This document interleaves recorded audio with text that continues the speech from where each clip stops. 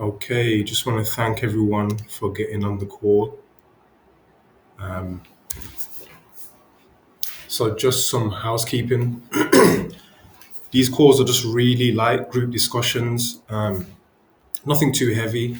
The point of it is just to share value, have conversations, get to know more people. So, for me, it's definitely a source of networking and just also learning. Really, this for me is a form of research and study as well. So it helps me to become better at what I'm doing through sharing knowledge with others. So just to confirm, can everyone hear me okay? Feel free to put a thumbs up in the group or just let me know. Okay, cool. Thank you, thank you. Like I said, it's a discussion as well. So at any point, anyone can say anything. You don't need to, it's only a small one today. So feel free to stop me at any time, ask any questions. Um, so today, we're going to be talking about understanding social housing in terms of the terminology, the different care models available. So I've managed to compile a list of some of the uh, key care models. There are others, but this typically is what makes up the industry at the moment. Anytime we talk about care, provision, services that are being carried out, a lot of the time there's a broad context of social housing when social housing is like a small a small amount of it. So I should have said that. That's no problem. That's no problem, Zanfa. All right. So just to introduce the SHG group again, it's a community of individuals and organizations passionate about providing quality housing and support services. Our mission is to collaborate, innovate, and grow.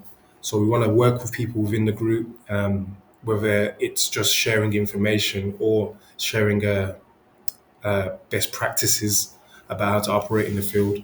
That's what we're all about here. So I myself, first and foremost a property professional, but also a social care professional.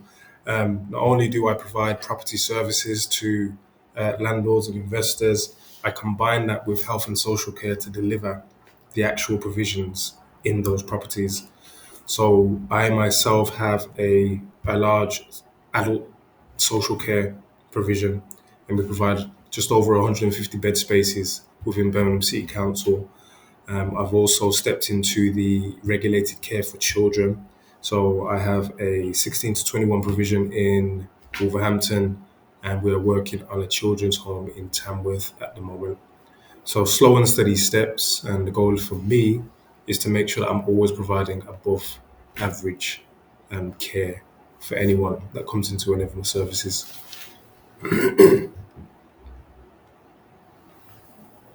All right, so if you see me looking over here, it's because I have another screen here, which this main screen is sharing from. So yeah, it's just a bit easier for me to read. So yeah, at the moment we're finding a situation where everything is labelled as social housing, but in reality there are these distinct different housing models, care models, and it's important that we know the differences between it. It's also important that we know what's out there. When I first started, the idea of setting up a children's home wasn't really an option, and it was only when I got deeper into the industry and met people and learnt what others were doing that I knew the opportunities that were available and the ways in which I could, serve people in need better. But had I have known that from the start, maybe it would have changed the journey that I was on. So it's really important that we definitely look at what's out there, know the right terms, and know how to get into those industries. So,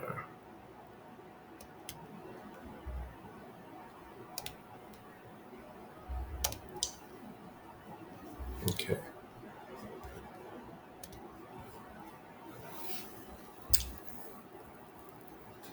So just to touch on what the wrong terminology can cost. Funding delays is one. I've had situations where, um, especially within the adult social care industry or the exempt housing industry, you might not getting the terminology right, not knowing what you're supposed to be going for could be the difference between local housing allowance and exempt rates, which is like a difference of 4 times. And I know that there's a lot of people operating within the social care sector that could potentially be eligible for exempt rates, but because they don't know it, they're not applying for it. And no one's going to tell you, especially someone within the local authority, they're not necessarily going to tell you what you don't know. So it's important to know these terms and phrases and know what you know what you're supposed to be getting to deliver the service properly. So I've created the overview here. If you look in the group chat, you will have access to it. It's the first document in the chat. So feel free to have a look at that.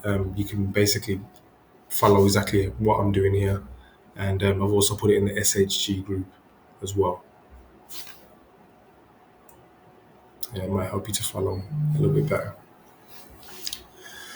So, sector snapshot. At the moment, as of 2024, there were 4.4 million households in social housing across the UK.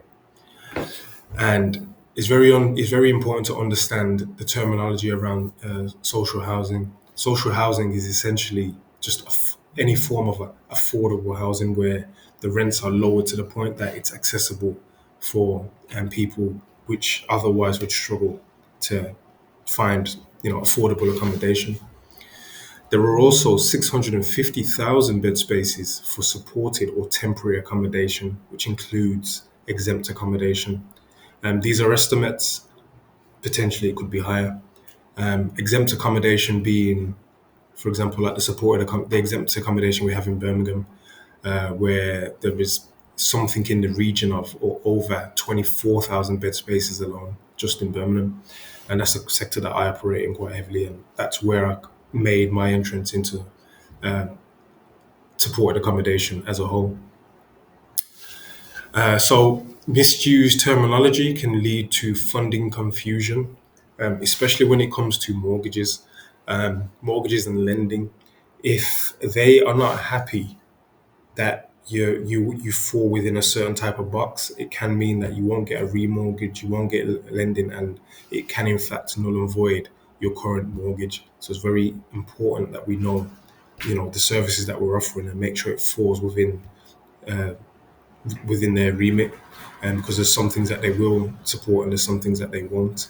So, for example, when it comes to things like prison leavers, working with the Ministry of Justice, when it comes to working with sexual offenders, when it comes to working with people that have been convicted of arson, placing those in the wrong placements can mean that it can, essentially lead to lenders wanting to pull a mortgage, and also it can also lead to voiding of insurance. So it's very important to be careful of that. Also, regulatory breaches.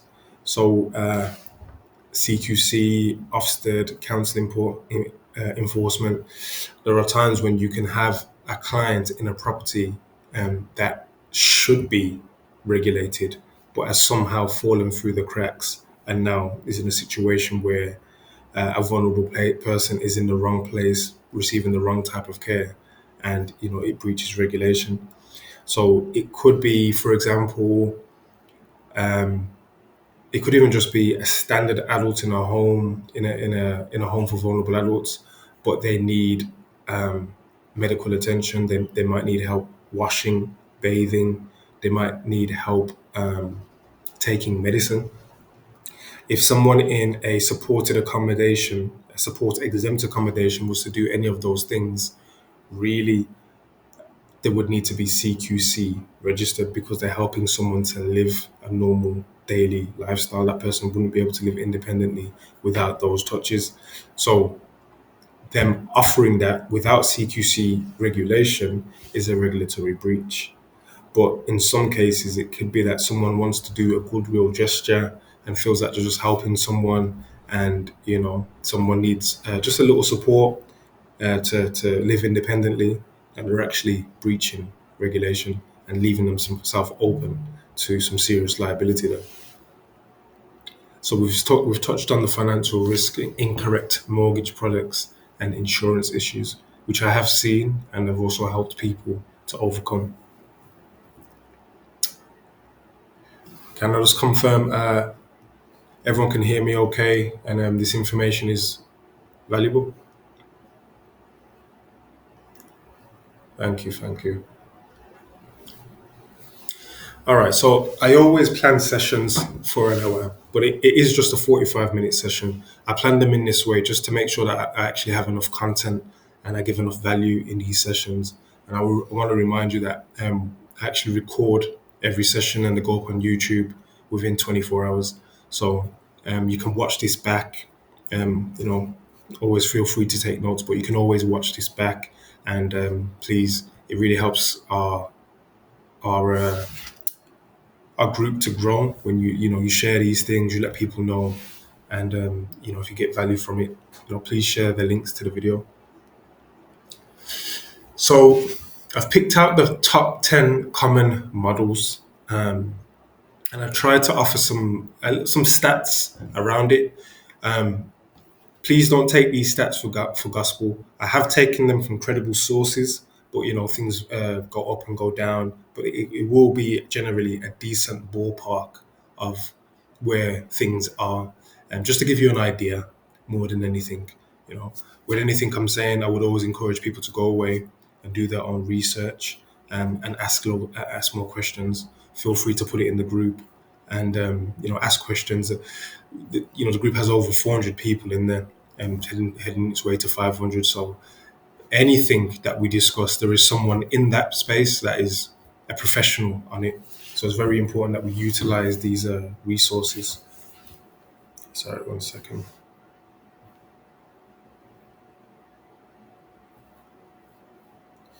Just bear with me.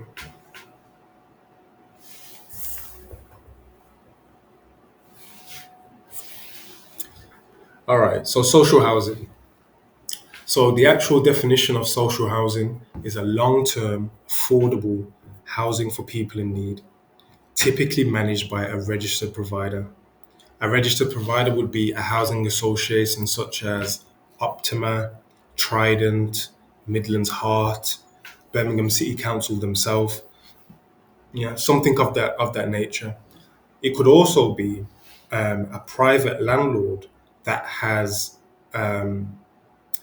decided to lower the rent so that it fits within the local housing allowance rate. So you'll find this a lot with, say, the accommodation finding team in Birmingham City Council, and most councils will have teams that work with private landlords to bring more accommodation to the market, in which they'll give them incentives and things of that nature. So typically managed by a registered provider, but it could also be private landlords working with the local council.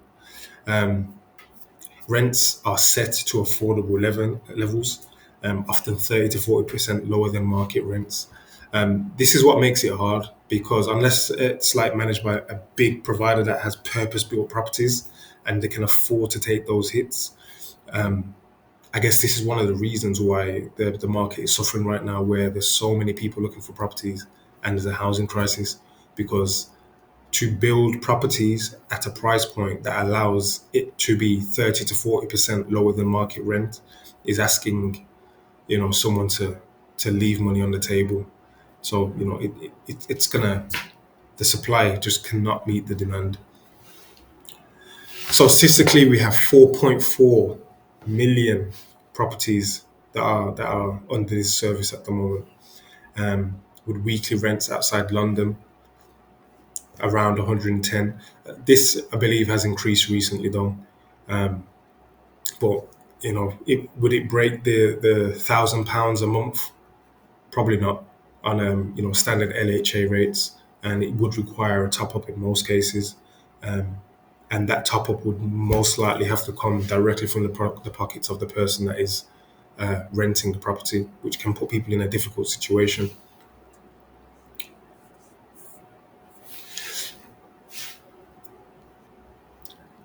So overall, it's regulated by the RSH, regulator of social housing. It is a pretty long-term solution, but often it can lead to very poor living conditions because the rents are so low and lower than average. Typically, whether it's a landlord or even Birmingham City Council or one of these providers, unless they have huge scale in which they can get the margins from, it's difficult for them to keep up on top of things like maintenance, which is why we start having the issues with like mold and damp and poor conditions and long waiting times and repairs, because there's only so much they can do with the money that they actually have.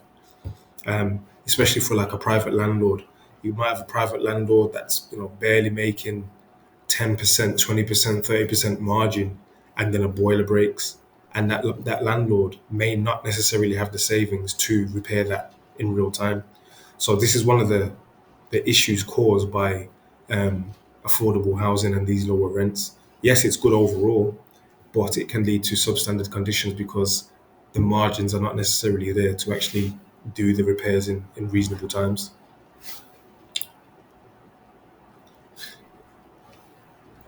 Group, just to remind you at any point, if there's anything I say that you want to add to, if there's anything I say that you feel like you know more about, please feel free to jump in.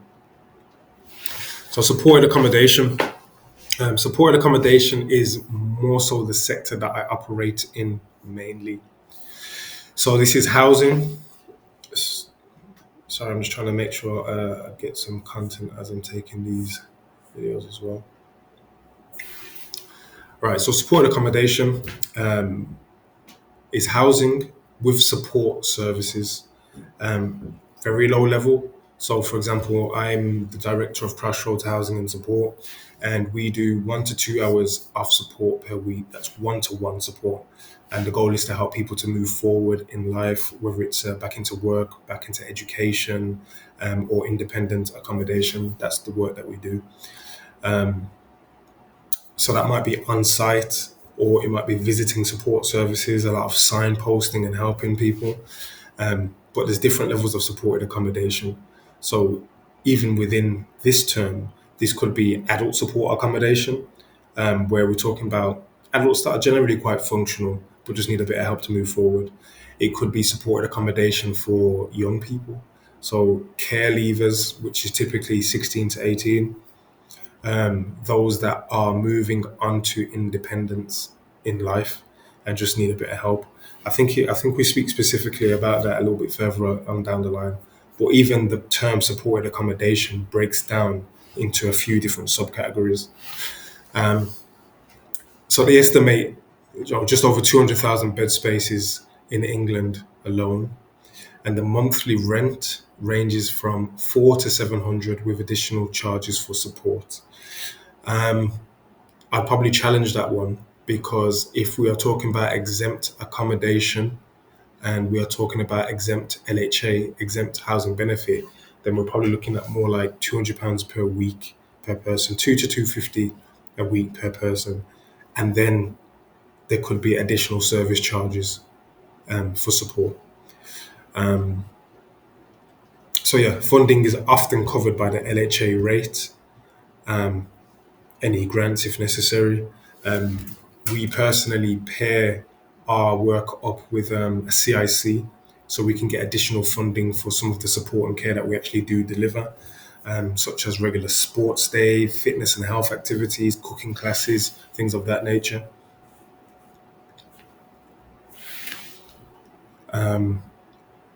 But yeah, it's not necessarily regulated.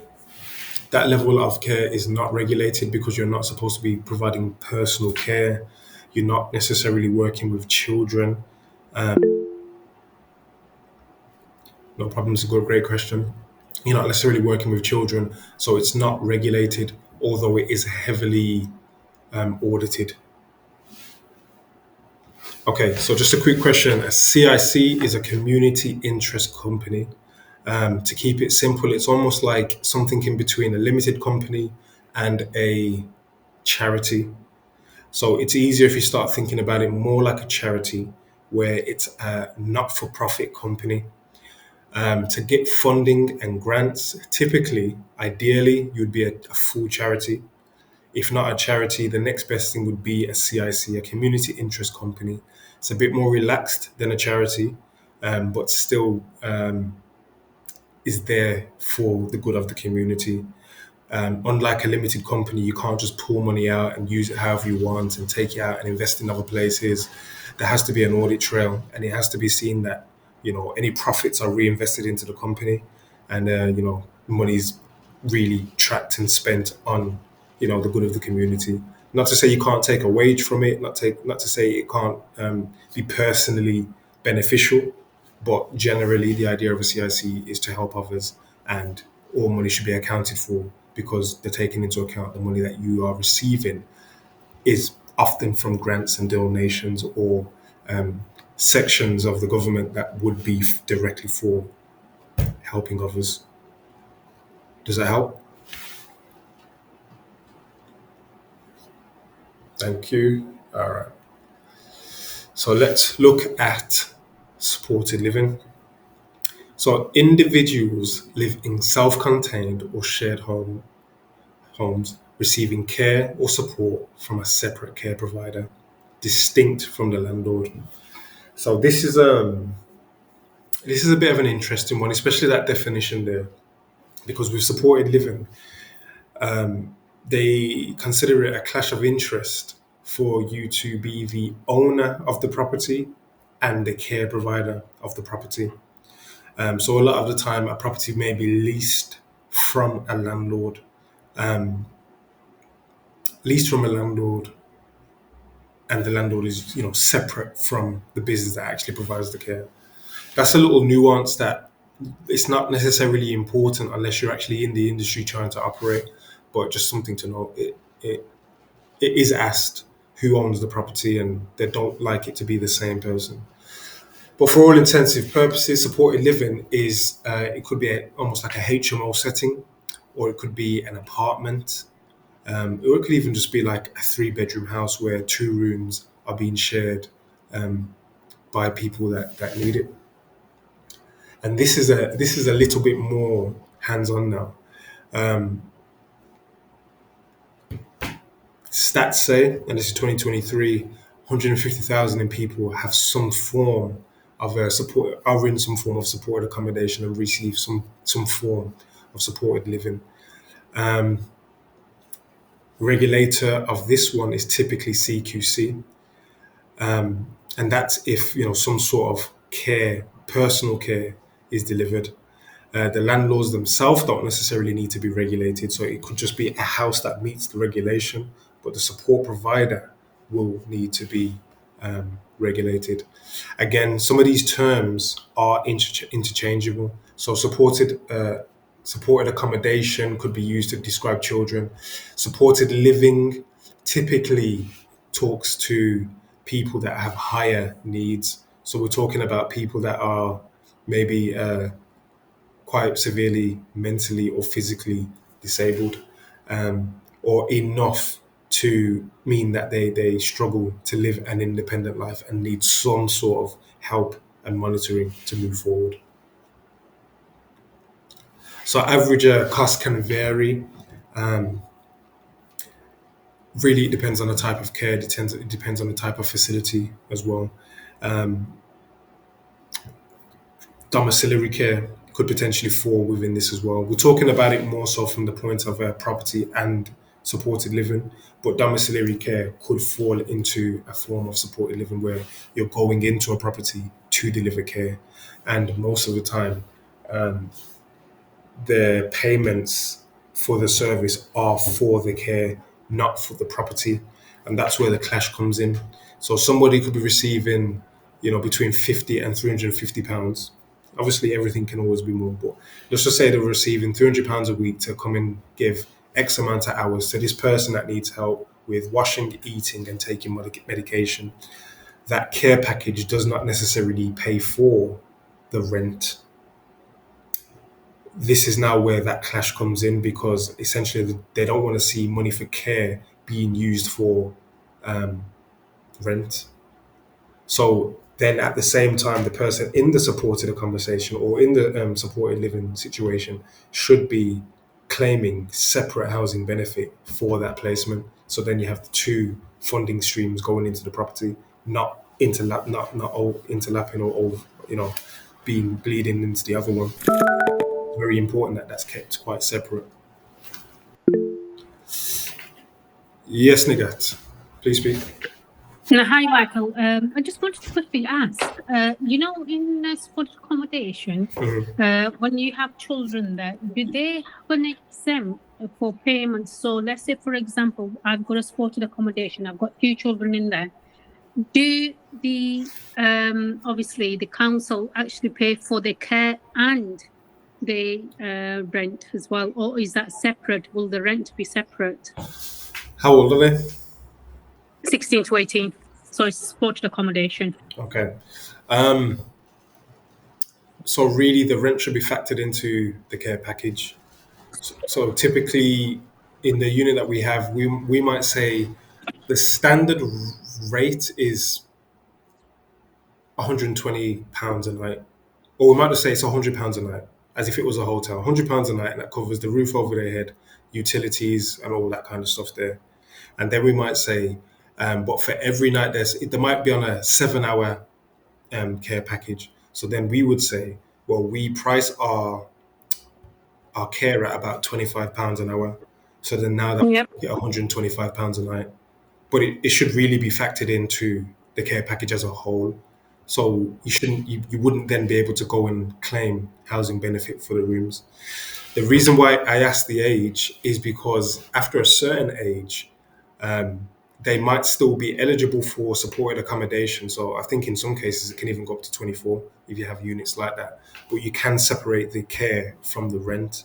So it might be that they only need 3 hours a week of care, and they're looking for work and all that kind of stuff there. And really, we're supposed to be focusing on moving them out of that accommodation into independent accommodation. And the council might be willing to pay for their support and then ask that you go and claim housing benefit for their stay.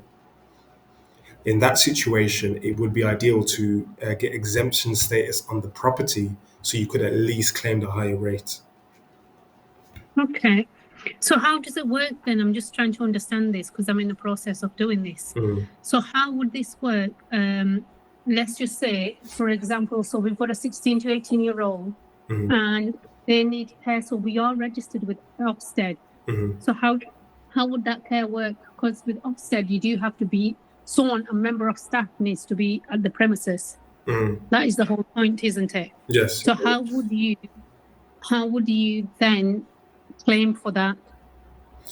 You have to charge enough. You have to charge enough. So really, So that would be a 24-hour care then, won't it?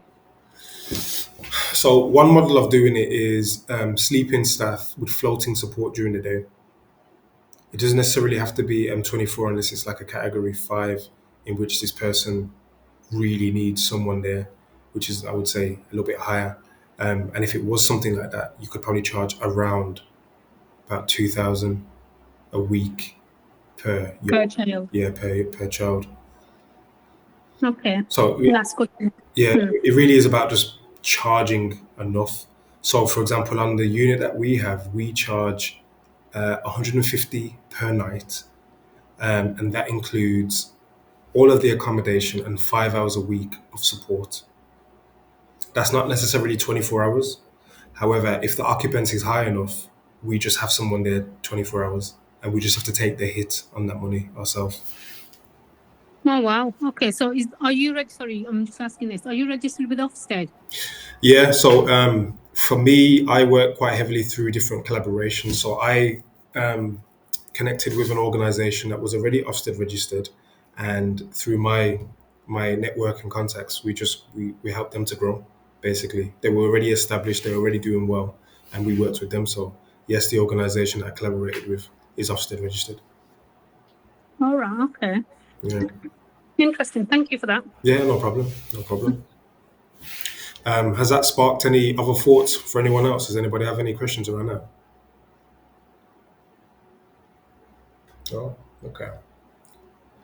Cool. So next, exempt accommodation.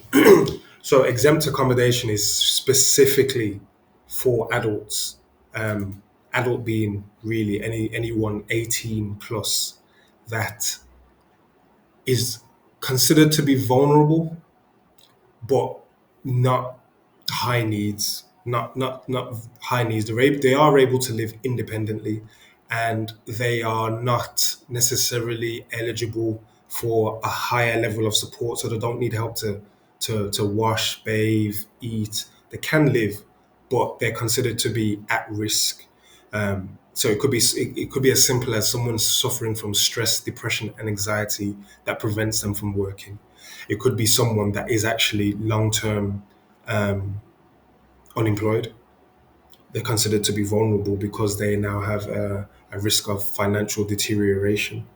So the barrier to entry for that type of accommodation is very low. For us, it's simply anyone that has one of five needs, but the list of needs is big. So it could be stress, depression, anxiety, long term unemployment, long-term homelessness. So they need to be sofa surfing, living with someone other than their family member, where it's like they're sleeping on the couch, they're sleeping on the floor, like they're considered to be homeless. But a lot of people in those circumstances don't look at themselves as homeless because they have a roof over their head, even though they themselves do not have a fixed address. That's what supported accommodation would be, and that's what is I would say is probably one of the largest numbers of some form of housing with support outside of the actual just social housing, and that's because so many people are suffering from any one of these situations. For me, with Crossroads Housing and Support, this is the area that we operate in, and ironically, it was actually through COVID that we really saw our bed spaces get taken up because there were a lot of typically high functioning people that people like you or I that are normally quite functional don't really see themselves as having things that they can't get through, that found themselves out of work, losing loved ones, falling into severe depression, and needing services like this. So it's a very important service, but it really does leave it open to abuse, as we've probably all seen at some point or another. Again, especially in Birmingham. Birmingham is one of the few councils that offer so much bed spaces and offer the rates that they do, which means that you just get the cowboys. You get the cowboys setting up houses substandard, getting them signed off, putting any Tom, Dick, and Harry in there, lying about the support because it's not regulated. It's audited, but there's a lot of there were a lot of loopholes in this market, which are slowly getting tidied up now, and some new regulation has started to come in, and I've definitely felt it, more inspections and all that kind of stuff there. But yeah, I would probably say out of everything, this is one of the lower hanging fruits or at least was one of the lower hanging fruits for getting into the supported accommodation industry. Um, but as I was just saying, the exempt the exemption is something that you can apply for on an individual house. You don't necessarily need to be a part of like a large organization. A person with a house that notes that they want to offer services to vulnerable adults could apply for exemption status. It's a long process. It's not easy. It's quite bureaucratic, but it's possible. All right. So some of the numbers. Sorry, one second. Just before you do continue there, Michael, if you do apply for the exempt status on a property that you already have, Yeah. what what do you get as a result of that? You're talking about the rate. Yeah, like what does it mean in terms of how, like what does it mean for the landlord of that property if you apply and you get accepted for exempt status on a property?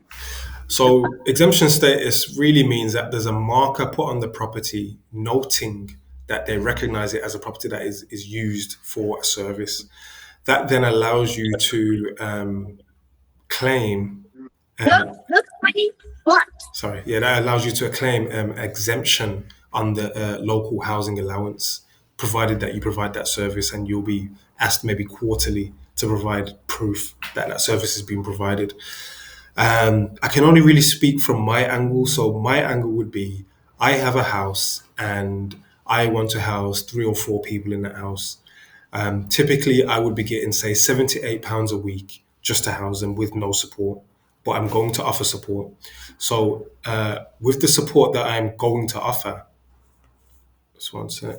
Yeah, with the support that I'm going to offer, I want to basically apply for the exemption rate. I apply for the exemption rate, and when I get it, it means that I can now claim maybe 3 to 4 times more than usual, because they appreciate that there is an element of support within it. So it goes from, say, 78 to, it can be around 2 to 250. But I've only really ever seen that high when you're working with an RSL. That's like the concepts and the reliance. Because they're bigger, they can negotiate a bit differently. If you were by yourself, you'd have to justify every single cost, like literally pound by pound. What is this for? What is that for? Down to cleaning, down to maintenance, down to window cleaning. You'd have to justify all those costs in order for you to get rates even close to that. So you'll definitely be able to get something higher than the LHA rate if you're exempt on property.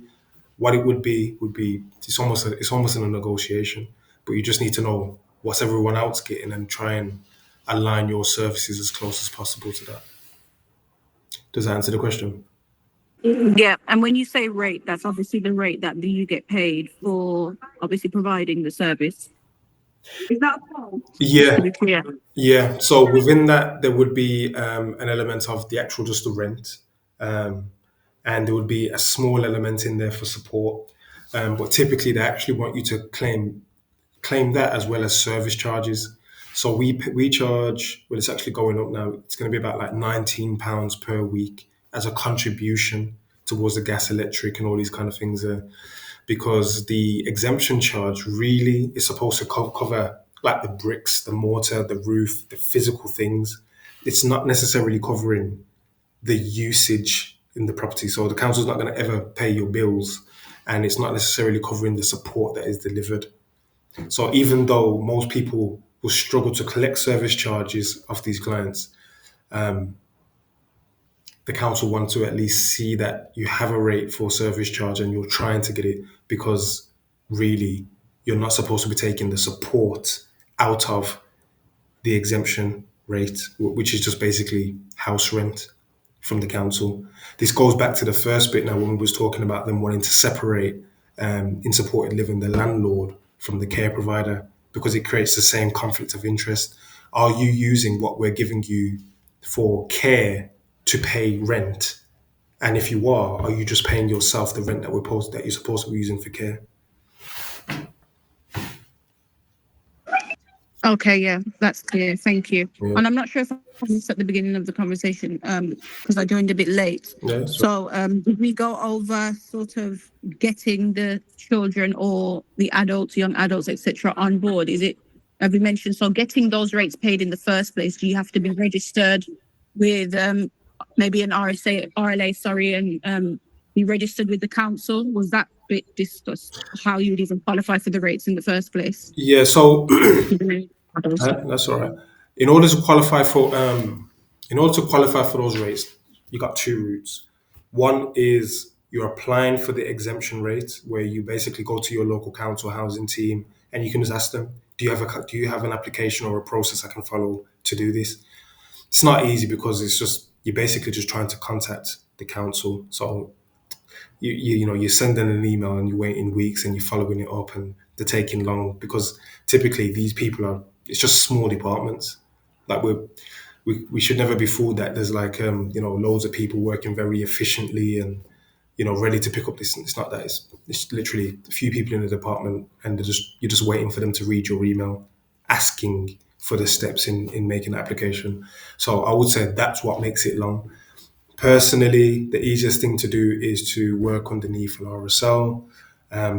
Personally, we are under Concept to Reliance, and I think we've just tried one with Windrush. they're already established as RPs. So by working underneath them, you fast track that whole process, and realistically, within a week of them coming to the property and signing it off, you can place people, and you're supposed to really do the housing benefit claim yourself, but 4 weeks later, you'll be receiving money for that person. Or, well, I say 4 weeks, but probably about 8 weeks later, you'll start the process and you'll start receiving money every 4 weeks for that person. And every now and again, or periodically, you'll receive a request for information to make sure that you're doing what you're supposed to be doing. I hope that explains the question. So basically, to do the process, you can either go direct, but it's long, and it can also be quite costly because they want to see you delivering the service first in a lot of cases, and then they will pay you back once they are happy that you've done it, rather than I want to do it. Can you sign me off? And then once you sign me off, I will start it. They need it's like a chicken and an egg situation. They want to see it first before they will even sign you off. And I've heard in some cases people are like 6 to 9 months in, paying out of their own pocket, running the service before they've been approved. And even that was like a lot of back and forth and a bit of a fight. Does that help? Yep. Yeah, Yeah, that's really helpful. Thank you. no problem. All right, just conscious of the time. So I think I might have to do a part 2 to this call. But let's just finish off on CQC registered care.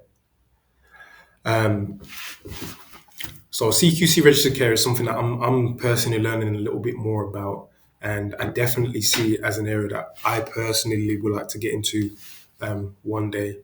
And I think it's interesting as well because CQC registered care can sometimes also cover children's.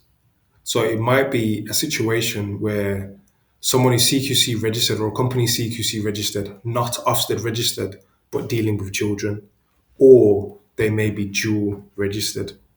That could be a young person is severely mentally or physically disabled, and it wouldn't be appropriate for an Ofsted registered provider to deliver care to that young person. So of the two, it'd be better for them to be CQC registered because they need help living. I think this is one of the only sectors that kind of overlaps in that way. So the definition is personal care or nursing care is provided, and it requires registration to the Quality Care Commission. And this includes things like care homes, nursing homes, domiciliary care. So domiciliary care being the home is not owned, but we're going into the homes of others to actually deliver care services in their homes. Yes, Nagat. Right, sorry, Michael. I'm actually in CQC anyway, and I've been running it for the past 4 years. Nice. When you were mentioning about the children themselves, they're actually clamping down on that for the time being. Yeah. Yeah. And what they have said, because I've tried getting into it, I've got supported living, and I've also got the dom side. I have been doing a young lady age 21, Right. which I can do to up to that age above 20, but nothing below that, unfortunately. Okay. So you see, this is why where Ofsted was introduced. If you know from previously, there were children between 16 and 18. Those firms were not registered with Ofsted, nor were they registered with CQC. Yeah. So this kind of started last year. Whereas the children now, I think what CQC are trying to do, they're trying to move away from it. But from the age of 20 and above, they will be actually then supporting them. But that's only for if there's any kind of personal care. Thank you for raising that. Yeah, so just to echo what was just said there, previously, like up until not too long ago, 16 plus was not regulated by Ofsted. I think what happened though was a lot of people flooded into the industry and, again, ran it red, poor service. A lot of young people were at risk. So they raised the bar to like at least cover it up to 18. And I guess like I'm learning now that that's kind of what happened with the CQC situation as well, where young people were kind of all right underneath the CQC banner, but I guess within those changes and tightening the belt, they said no, we're gonna have to put a stop to that as well. So I would say quite rightly as well. At least dual registration, should be required. If you're dealing with children, you're dealing with children, and if there's a body for that, then they should always be involved. So it just goes to show how much like the different industries are changing, and I guess with so much more people needing these services, they can't afford for them to be so laxed because at the end of the day, it's lives, it's people, and they should be looked after properly. So 25,000 CQC registered care homes in England alone. And that number's only growing. I imagine it's probably going to spike in the years to come, because for me, just speaking as a business owner, as a property professional, as an investor, I hear so much more conversations now where people that have got no background whatsoever in any kind of social housing, and probably even really no interest, really, are looking at it now like a business opportunity, which isn't necessarily a bad thing, because these industries only grow and more bed spaces and support only becomes available through private investment. The councils and governments themselves are not necessarily going to be investing at the rate that is necessary to meet the demand of the needs of the people. So there's nothing wrong with private investment coming in, but with more private investment coming in and more people coming in that are really actually are just looking for profit and profit only, the regulation just needs to increase then to make sure that they're following the guidelines, they're ticking the boxes, and they're doing what they need to do. And I feel like that's probably what's happened now. A lot of people jumped in, standards dropped, regulation saw it, a couple bad cases that couldn't go unnoticed. Regulation rises, investment kind of slows down a little bit, but remains a bit steady, and getting the bad eggs out of the industry. So regulated under the Health and Social Care Act, and people are required to go through inspections and ratings often. Outstanding being the best, good being something that's quite common and requires improvement or inadequate, the danger zone. And just know you can actually go into the Ofsted or CQC site, and you can see all providers and all ratings, and quite a bit of information about them. So it is public information, and I would say that anyone working with anyone or getting in the industry or doing anything like that, it's a great place to start doing your research at that point. All right, I'm going to stop before we get to the children's home. It's a smaller call today, but I appreciate the engagement from everyone. It's been good. And it's only ever supposed to just be a light conversation where we can share information and, just get 1% better by the end of a phone call. So let's have a look at the end of this one.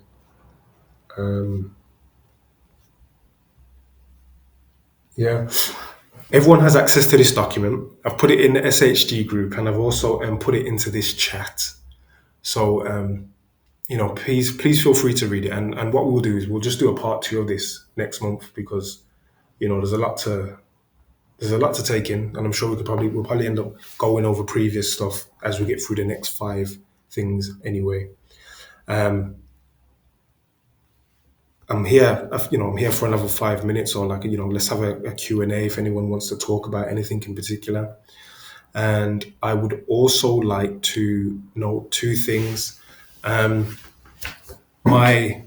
other business is Gordon Brooks Property. We manage properties, we sell properties, so we're quite big with auction sales and private sales. So if anyone needs help in that area, please get in contact, or if you need help managing property, please get in contact.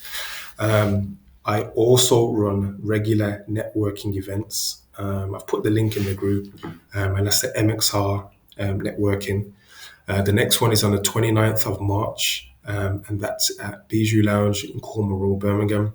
Literally, there's 50 people, food, drinks, and a great evening of networking.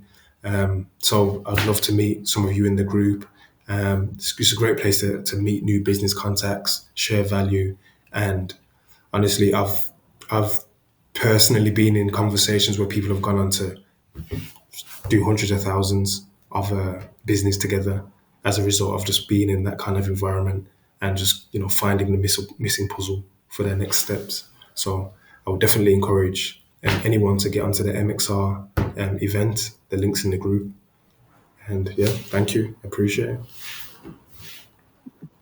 Just a quick question, Michael. Do you know if you? I know if you have a children's home, you need the parking off drive, but with the children, I mean, for the 16 and 18 supported lodging, do you need parking off the road as well? No, it wasn't necessary. Okay. What for children's home, you definitely do. Yeah, you're definitely gonna have to be able to at least show them some suitable parking. It doesn't necessarily need to be it could just be on street parking. You just need to be able to adequately show that the spaces are there. Right. Okay. And up to how many car spaces? Because I was told up to 4, and I thought that was a bit too much. So Any idea? I don't want to talk too confidently on this one, but up to 4 doesn't sound unreasonable because they're taking into account how much staff could be in the property at any one time. Okay. Yeah, so like if you had a house that was like 2 or 3 children, and at times you might have 3 or 4 staff there during the day. I mean, you might have a manager, you might have 2 support workers, you might have a deputy, and then you could have a visitor. Right. You know what I mean? Okay. 4 wouldn't really be unreasonable to at least show them how you could look after that many, or facilitate that many. Yeah. Thanks for that. Yeah, that's no problem. Any other questions? Okay. All right. Well, if everyone's good. Sorry, Michael. I had one. I just couldn't take my phone off mute quick enough. How many children do you need to start? For a children's home? Or even supported care? It's one of those questions where it's whatever's viable for you. So you could have a 1-bedroom apartment and you feel that you could support one person with high enough needs in that one place, and that whatever rate you believe you could get would cover your expenses and a profit. So there's no... Yeah, there's different categories on the Ofsted. When you go into supported accommodation, there's about 4 different categories. So you can have a single use, you can have multiple uses, and then you can have special needs or holiday respites and things like that. So there's nothing specific, but they do prefer anything under 4 children. They don't like having more than 4 children in one place. Okay, thank you, guys. So yeah, just to echo that, I've spoken to a commissioner recently about setting up a home, and they've told me ideally they want 2. I thought maybe 3. They said ideally 2. 2 higher needs, more than 3 lower needs, is where the limit is. So I guess another way of saying that is I would always encourage you to speak to the placement teams and the commissioners in the areas that you're looking at operating in, and let them tell you what they want, because ultimately that's who is going to be placing with you. Michael, just a quick question. How do you get in contact with the commissioning team then? You should research. So it's like if you literally just type in placement team, commissioner, children's team, and then the council, a lot of the time this information is quite public, even through LinkedIn. The information is quite public if you just type in job titles and things like that. So it does take some time, but the information is there. You just have to learn the keywords, learn the job titles, and search. Thank you. Yeah. All right, everyone. Wishing everyone a great Sunday and a great week ahead. You too. You too. Thanks a lot. Have a good weekend, Thanks, Michael. Michael. Take care. Bye all.